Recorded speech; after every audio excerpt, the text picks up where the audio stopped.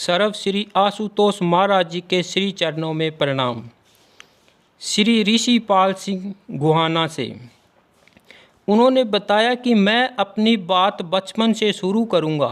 10-12 वर्ष का ही था, तब से बंद आँखों के पीछे मुझे एक दृश्य बार बार दिखाई देता था। यह दृश्य था मेरे सीने अर्थात हृदय में स्थापित एक भव्य सिंहासन जो खाली था।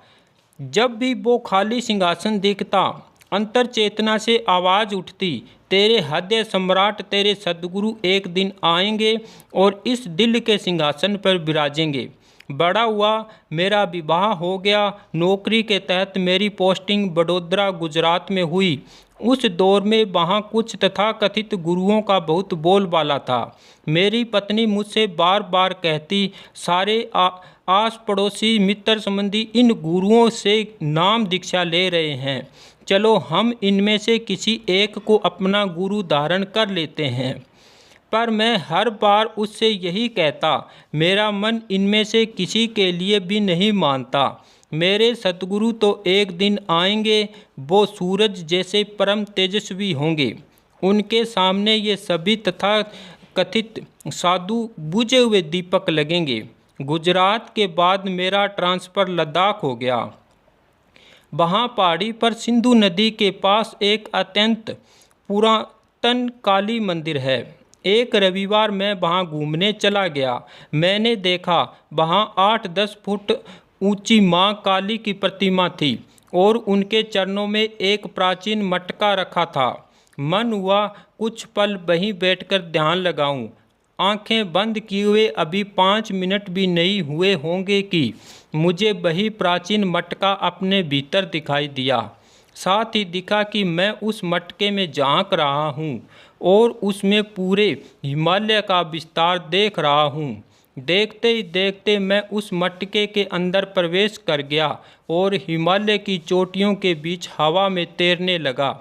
तभी वहाँ एक अलौकिक दृश्य दिखाई दिया।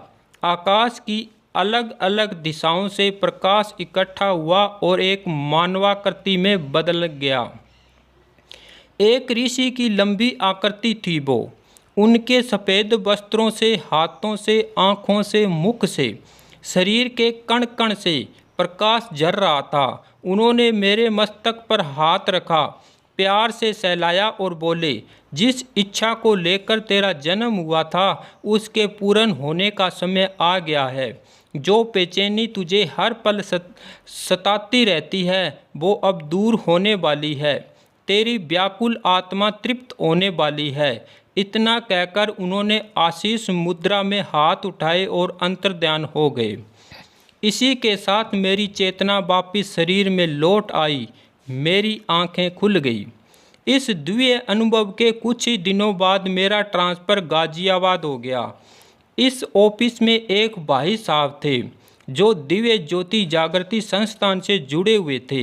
एक शाम छुट्टी होने पर उन्होंने मुझे रोका, फिर गुरुदेव श्री आशुतोष महाराज जी और ब्रह्म ज्ञान के बारे में बताया। मैंने तो उन्हें स्पष्ट लहजे में कह दिया, देखिए मैं ऐसे किसी गुरु के पास नहीं जाता। मेरे सद्गुरु जब आएंगे तो मुझे स्वयं बुलाएंगे।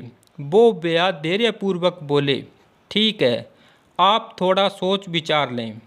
वैसे कल पीतमपुरा स्थित आश्रम में सत्संग का कार्यक्रम है, अगर चलने की इच्छा हो तो बता देना।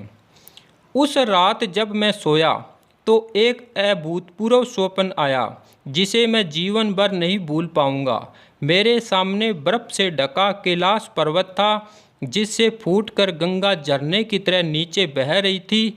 मैं उसी पर्वत के तल में खड़ा था पर गंगा जल नहीं पी पा रहा था।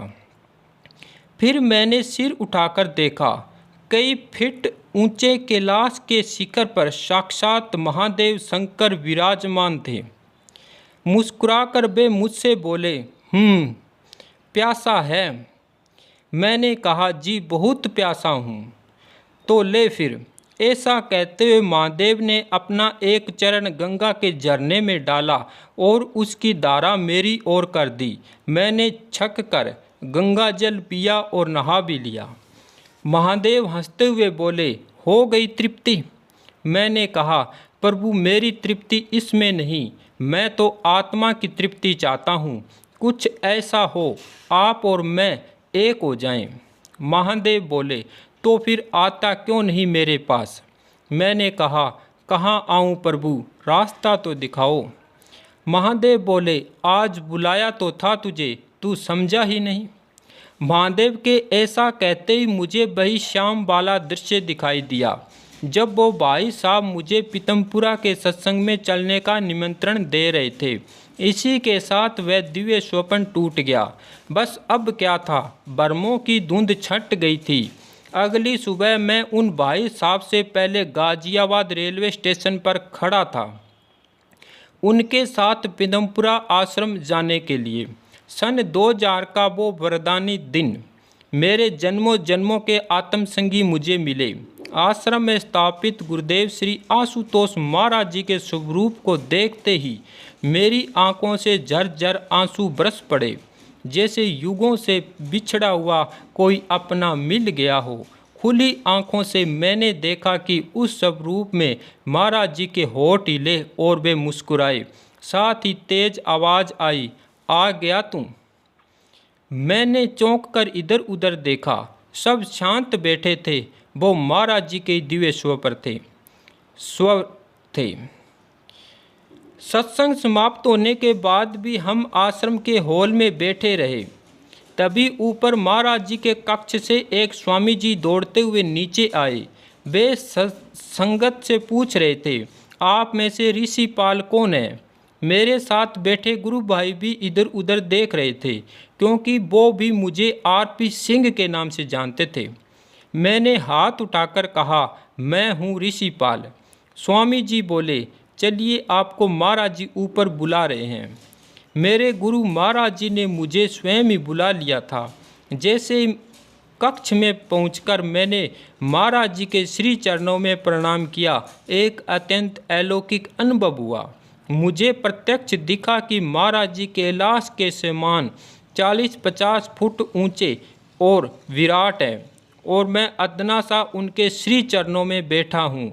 यह अनुभूति बिल्कुल पिछली रात के स्वप्न जैसी थी, जब मैं भव्य कैलाश के सामने खड़ा था। सच मुझे मेरे साकार महादेव भगवान आशुतोष मिल गए थे। जय महाराज जी की जय। श्री राम।